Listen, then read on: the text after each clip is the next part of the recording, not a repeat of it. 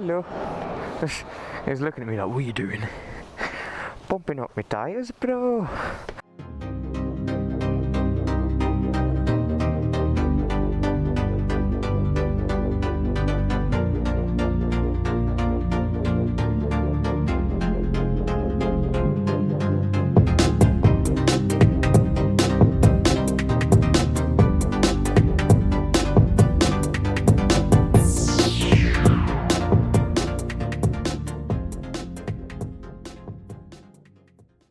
Before this video starts,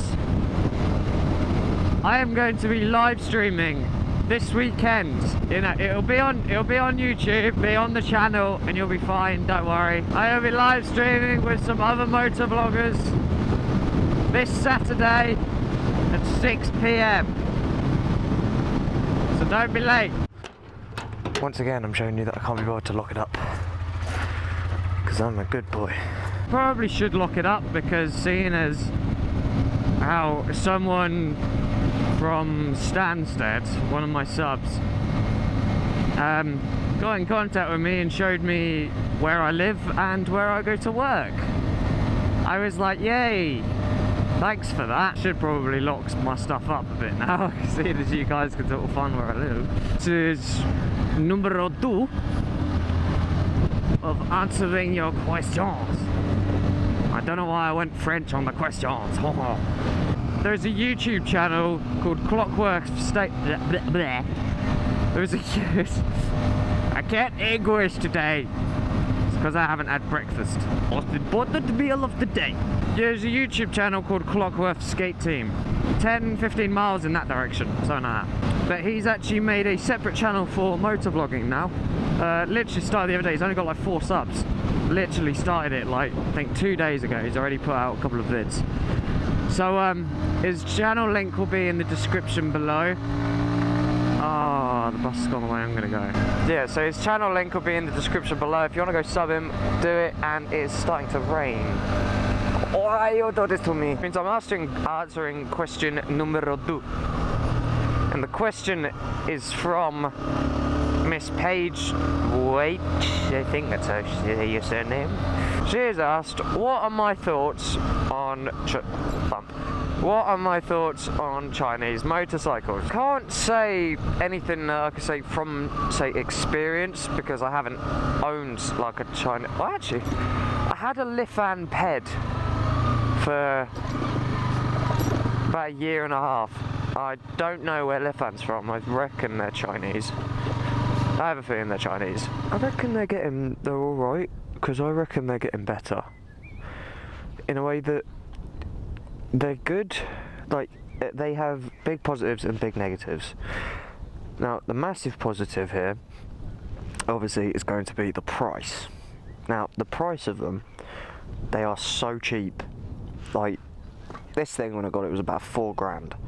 Whereas you could pick up a Chinese motorcycle, brand new, literally unused, not second-hand, completely brand new, for about 1,500 to 2,000 pounds. You know, they're so cheap, and that is a massive positive if you're looking, if say you're someone like me who's a student, and you're looking to get into motorcycles but you don't have a massive budget.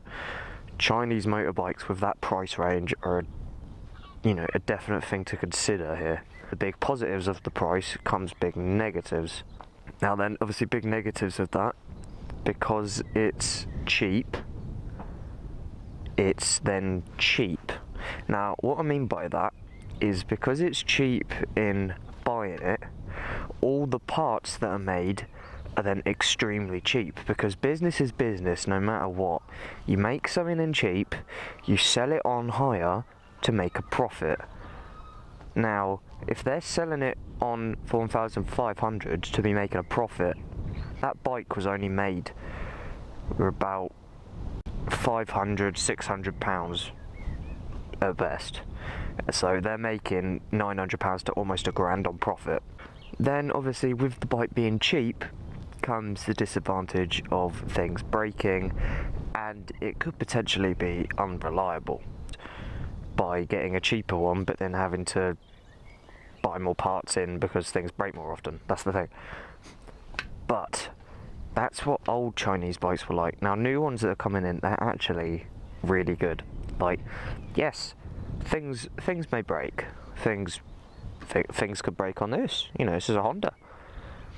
Things could easily go on this. You know, just as easily as what they could on a little Chinese bike. You know, I could have a Sinus Apache 125, same as what Spanner, same as what Spicy had.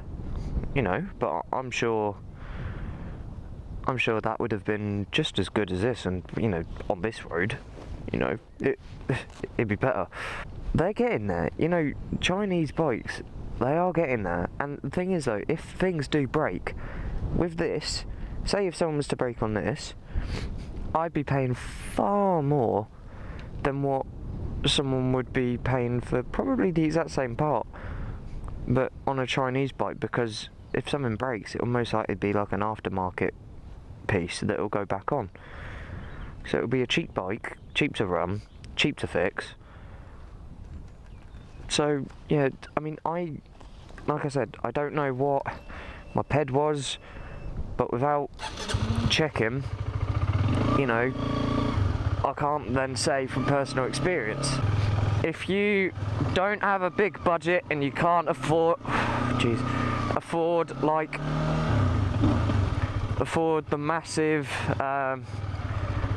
you know, budget of like £4,000 for something like I'm on now, then I think actually Chinese bikes are something to consider, especially if you're, say, a student or someone like that. I think just to get you from A to B, I think they're great little machines personally. And to be honest, I'd probably be quite happy owning one myself.